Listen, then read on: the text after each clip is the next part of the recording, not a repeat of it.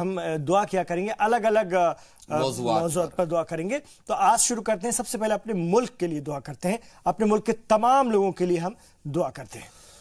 اللهم ربنا آتنا في الدنيا حسنة وفي الآخرة حسنة وتحملنا ما لا طاقة لنا به واعف عنا واغفر لنا وارحمنا أنت مولانا فانصرنا على القوم الكافرين۔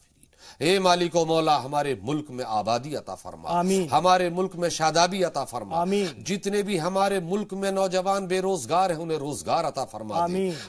جن کے کاروبار نہیں ہیں انہیں کاروبار عطا فرما، اور جن کے کاروبار ہیں اس کاروبار میں برکت عطا فرما، جو بے سہارا ہیں ان کو سہارا عطا فرما، ملک میں چین عطا فرما، سکون عطا فرما، بھائی چارہ عطا فرما، ہر مذہب کے لوگوں کو دوسرے مذہب کے لوگوں سے محبت کی توفیق عطا فرما، ہندو مسلم کے نزاع کو دور فرما دے، ایک دوسرے کے دل میں محبت پیدا فرما، انسیت پیدا فرما، کشش پیدا فرما، ہمارے ملک میں مولا ایسی محبتیں پیدا فرما دے کہ یہ شناخت نہیں پڑ جائے کون ہندو ہے کون مسلمان ہے، کون سکھ ہے کون عیسائی ہے، سب کو ایک ڈور میں پیدا فرما دے مولا، اپنے اپنے مذہب کے مطابق وہ زندگی گزارے، انہیں حق حاصل ہے لیکن دنیا میں محبت کی توفیق انہیں عطا فرما، ملک کو وہ استقلال، وہ ہمت، وہ بحریت، وہ شہرت عطا فرما جو دوسرے ملکوں میں نہیں ہے، ہمارے ملک میں وہ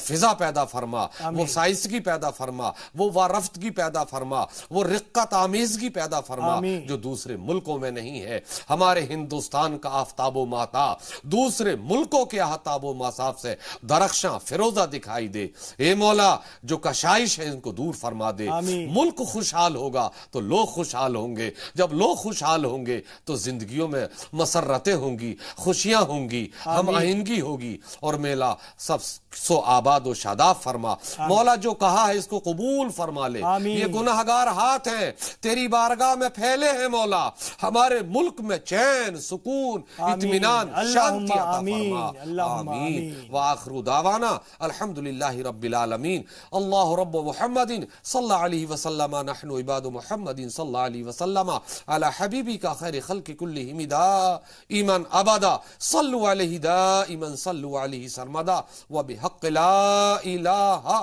الا اللہ محمد رسول اللہ صلی اللہ تعالی علیہ وسلم۔